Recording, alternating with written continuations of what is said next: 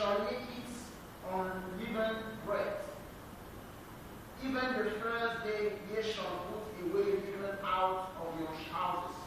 For whosoever eateth leavened bread from the first day until the seventh day, that so shall be cut off from his mouth.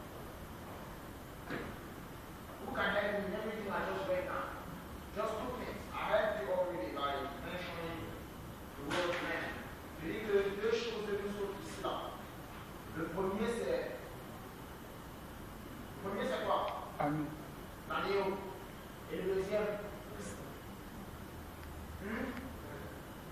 bread, blood. 7. Voilà ce que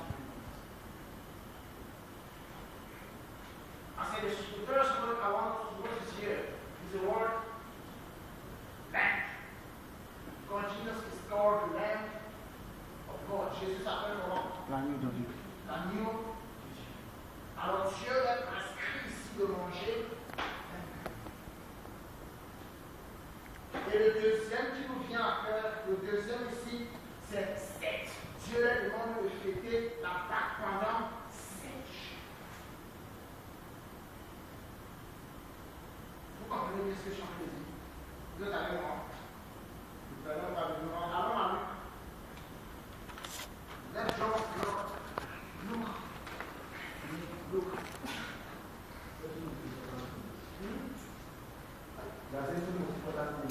I said 2 words, 2 most important words that I took from there. That was the institution of the Passover. You know, many Christians, when we talk about the Passover, they confuse. There is a big confusion today between the Passover and the Easter. Do you understand me? Why? Because the Easter happened during Passover. So we will study why did God want? Why did Jesus choose the Passover, one Passover, to die on Passover? I want us to understand that. Je dis qu'aujourd'hui, il y a une grande confusion quand les gens parlent de la Pâque. Les chrétiens n'arrivent pas à faire la différence entre la Pâque et la résurrection. De certaines personnes, même, se disent que la Pâque a commencé avec Jésus. C'est ça, non? Mais en fait, la Pâque se passait depuis ici, là, Dieu institue la Pâque combien d'années avant que Jésus ne vienne? 1000 ans. On comprend ce que je suis en train de dire.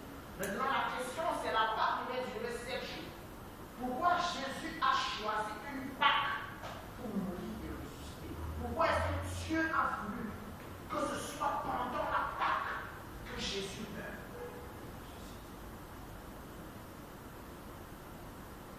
Vous comprenez ce que je suis en train de dire? Vous êtes avec moi? C'est ce que je veux qu'on comprenne à la fin de mon enseignement. That is what I really want us to understand at the end of my teaching. Vous pouvez retrouver dans Luc 22.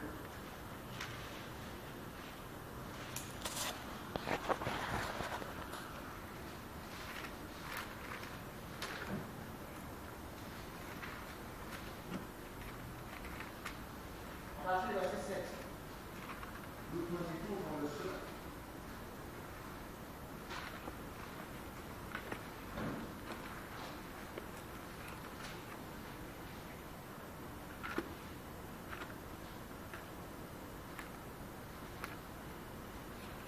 Le jour des pains sans levain où l'on devait immoler la Pâque arriva. Vous voyez que ça n'a rien à voir avec Jésus, non? Je veux que tout le monde soit avec moi, vous voyez que ça n'a rien à voir avec Jésus, non? Le jour là arrivait.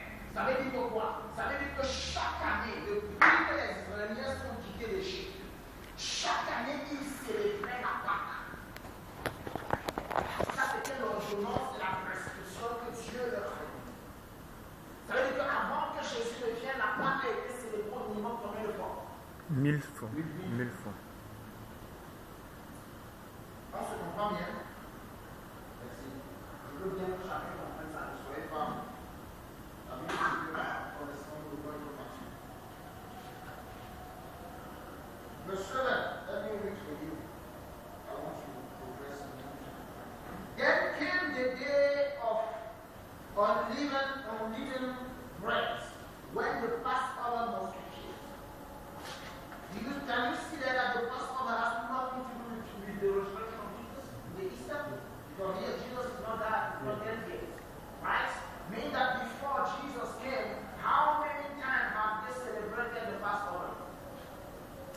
at least 1,000 times, because when you study from the scripture, you can see that from Moses to Jesus is 1,000 years.